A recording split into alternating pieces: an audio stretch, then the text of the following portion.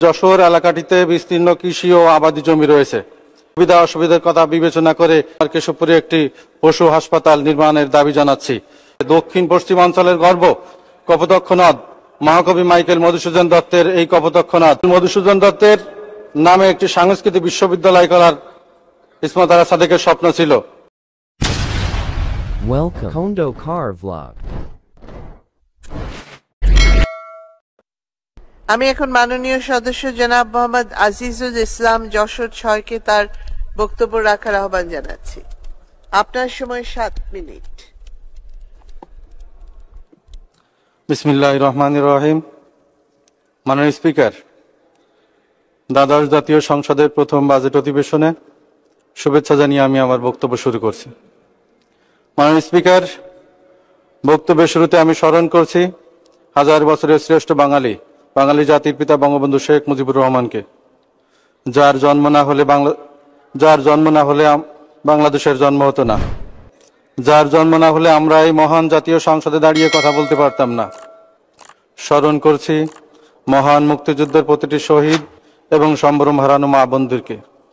স্মরণ করছি জেলখানার প্রকোষ্ঠে শাহাদাত বরণকারী জাতীয় 4 নেতাকেও। এক বুক যন্ত্রণার সীমাহীন আক্ষেপ নিয়ে স্মরণ করছি 1975 সালে 15 আগস্ট কালো রাতে জাতির পিতার পরিবারের প্রতিটি শহীদদেরকে। মাননীয় স্পিকার, বক্তব্যের শুরুতে আমি মানবতার মা জননেত্রী শেখ হাসিনাকে ধন্যবাদ এবং কৃতজ্ঞতা সাধুবাদ জানাতে চাই। কারণ চলমান বৈদেশিক অর্থনৈতিক মন্দার মাঝেও মাননীয় প্রধানমন্ত্রী ফিলিস্তিনিকে সাহায্য সহযোগিতা করেছেন। বিশ্বের বড় বড় পরাশক্ত রক্তচক্ষু উপেক্ষা করে তিনি ফিলিস্তিনের পাশে দাঁড়িয়েছেন।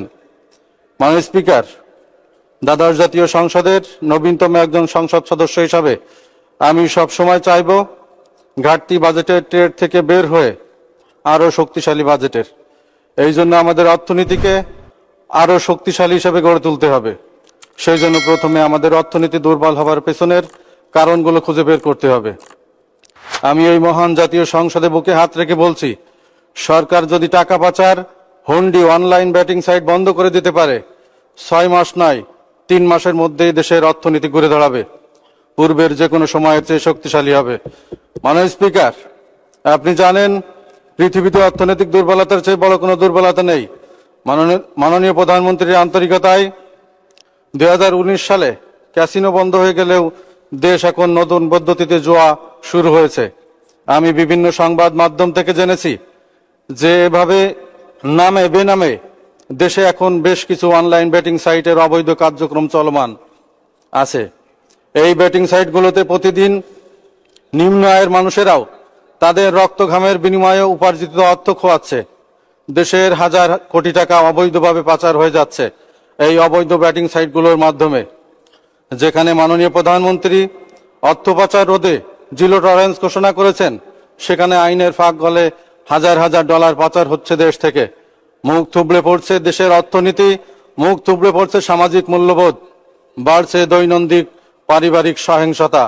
অনেকের সুখের সংসার ভেঙে যাওয়ার পিছনে এই অনলাইন জুয়া, অনেক আত্মহত্যার পিছনেও এই অনলাইন জুয়াই দায়ী। সবকিছু আমাদের চোখের সামনেই হচ্ছে, কিন্তু দুর্ভাগ্যজনকভাবে সবাই নীরব। দেশ ও জাতির বীরহত্যার স্বার্থে নামকরণের কারসাজি করে চলা এইসব অনলাইন ব্যাটিং সাইট বন্ধ করার জন্য কি পদক্ষেপ নেওয়া হবে আমাদের আইসিটি মন্ত্রী এবং ডাক টেলিযোগাযোগ মন্ত্রীর কাছে জানতে চাই। এবং এ বিষয়ে আমি মাননীয় প্রধানমন্ত্রীর দৃষ্টি আকর্ষণ করছি। কারণ আমাদের অর্থনীতি দুর্বল হবার পেছনে টাকা পাচার, হুন্ডির সাথে যোগ হয়েছে অনলাইন জুয়া। দেশ ও জাতির বীরহত্যার স্বার্থে এই বিষয়ে কঠোর ব্যবস্থা নেওয়ার দাবি জানাচ্ছি। মাননীয় স্পিকার, একবিংশ শতাব্দীর চ্যালেঞ্জ মোকাবেলায় শিক্ষাক্ষেত্রে উন্নতির বিকল্প নাই। বাংলাদেশের শিক্ষার মান বাড়াতে প্রতিটি উপজেলায় শিক্ষার মান এডুকেশনের আওতায় আনার জন্য প্রস্তাব করছি। জাতীয় মানের সাথে বিভাগীয়, জেলা এবং উপজেলার সার্বিক মানের রিপোর্ট যখন আমাদের মাঝে আসবে, তখন পিছিয়ে পড়ার কারণগুলো বের করা সহজ হবে। মাননীয় স্পিকার, আমাদের যশোর এলাকাটিতে বিস্তীর্ণ কৃষি ও আবাদি জমি রয়েছে। এখানকার মানুষের বড় একটি অংশ গবাদি পশু পালন করেন। তাদের সুবিধা অসুবিধার কথা বিবেচনা করে আমাদের কেশবপুরবাসীর পক্ষে আমার কেশবপুরে একটি পশু হাসপাতাল নির্মাণের দাবি জানাচ্ছি। মাননীয় স্পিকার, আমার নির্বাচনী এলাকায় কপোতাক্ষ, হরিহার, বুড়িভাদ্রা ইত্যাদি সহ মোট 14টি উল্লেখযোগ্য নদ নদী রয়েছে ও খাল রয়েছে। দক্ষিণ পশ্চিমাঞ্চলের গর্ব কপোতাক্ষ নদ।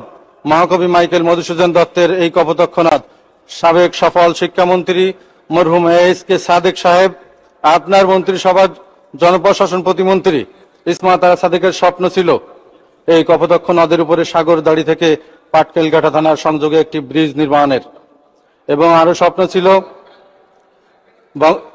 মাইকেল মধুসূদন দত্তের নামে একটি সাংস্কৃতিক বিশ্ববিদ্যালয় করার ইসমাত আরা সাদেকের স্বপ্ন ছিল।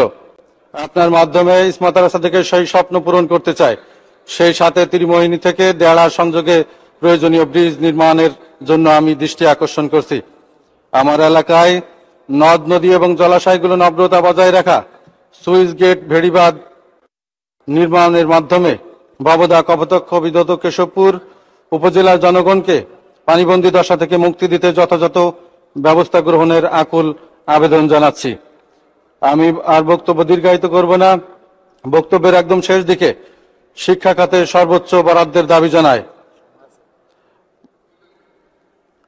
এবং শিক্ষার মান বাড়াতে, উপযোগী করতে অনেক কাজ করতে হবে। এজন্য সংসদীয় স্থায়ী কমিটির সভায় আমি বেশ কিছু প্রস্তাব উত্থাপন করেছি।